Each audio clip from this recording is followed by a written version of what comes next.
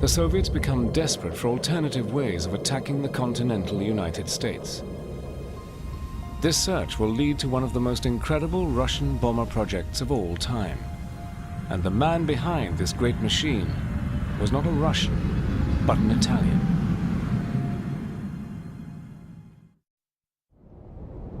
By the middle of the 1950s, the Red Air Force had thoroughly duped Americans into believing it had hundreds of Bison bombers ready to strike at US cities. In reality, the Soviets know they still lack a way of reaching the continental United States. Then an innovative aviation designer comes up with a solution. Build bombers that can land on the sea and refuel from Soviet submarines. There is only one problem with this idea. The genius is not Russian, but Italian. His name has practically been erased from history, Roberto Bartini. Fellow Russian aircraft designers were jealous of him. Stalin was suspicious of him because he was a foreigner.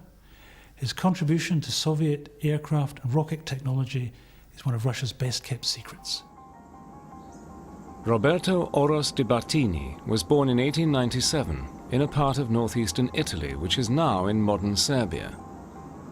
When the First World War broke out, young Roberto joined the army and learned to fly. Bartini was an idealist, and with the rise of fascism, he joined the fledgling Italian Communist Party, hoping to save his country from Mussolini. In 1923, Mussolini seized power in Italy and began sending communists like Bartini to prison camps. Bartini fled to Soviet Russia to avoid imprisonment.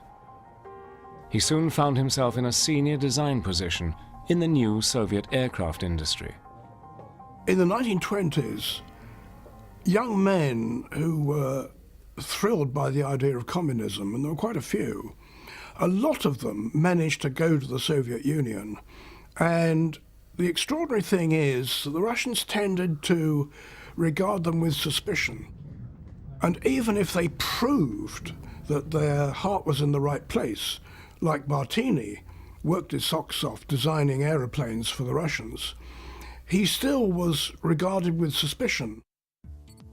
In 1933, his Stal 6 design held the world speed record. Bartini, before World War II, was developing some very high-speed aircraft. There was a fighter proof-of-concept aircraft known as the Stal 6.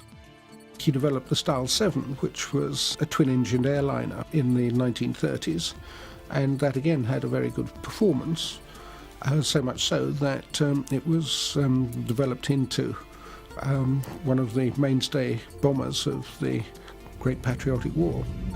Bartini's DB-240 would be the first Red Air Force bomber to raid Hitler's Berlin. But Bartini would never get the credit for his visionary design. He had actually been arrested in the great Stalinist purges that engulfed the Soviet aircraft industry after 1937. Bartini's a good communist, so he's shocked by his arrest. Time goes by and he's in prison, and the head of the Soviet secret police, Beria, comes for a visit. Bartini knew Beria. He goes to him and says, "I'm innocent. Why am I in jail?" Beria laughs. He says, "I know you're innocent, Roberto. If you were guilty, I'd have had you shot. What you're going to do for me now is you're going to design me a brilliant plane, you'll get the Stalin Prize, and I'll set you free." During his period in prison, Bartini was a mentor to several young Russian designers. One of these was Sergei Korolev, later the genius behind the Soviet manned space program.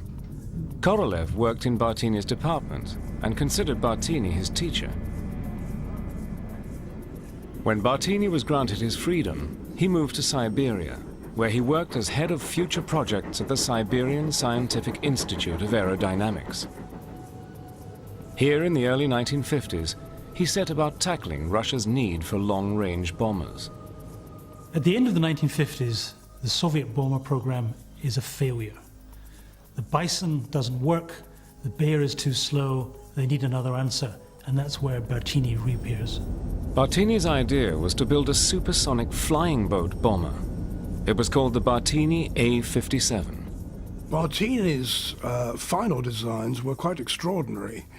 They were, if you can imagine a large aeroplane with a huge battery of lift jet engines pointing downwards in the middle, and then big jet engines at the back to push it along. And the idea was you could take off from land or water. You didn't need a runway, you didn't need an airfield, really. A flying boat bomber would solve the range problem at a stroke.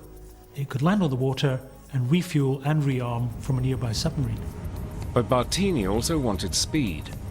After lengthy experiments in a secret Siberian wind tunnel, Bartini perfected what he called the Bartini wing. This is a long, slender delta for high supersonic speed. The A-57 was designed to land and take off from either ice or water, which made it capable of operating from bases near the North Pole. It would be powered by 5 jet engines set in a row on top of the fuselage. It would have a top speed of 1,500 miles per hour. With virtually unlimited range, it could hit any target on Earth. It would have been the most formidable bomber yet built. In the event of emergency, the A-57 could come down on land using a large skid, and operating in secret from water or ice sheet, it would have been practically invulnerable to attack.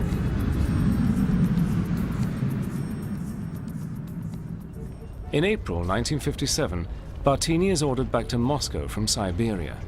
He is assigned to lead a special design group to build the A-57. For the unrepentant Italian communist, this is recognition at last by his adopted homeland. But fate has other ideas. Barely 6 months after his return to Moscow, in October 1957, Bartini's great protege, Sergei Korolev, launches the world's first Sputnik. The Russians decide that maybe missiles are a better way to go than bombers. Unfortunately, that means they cancel Bartini's amazing A-57 bomber project.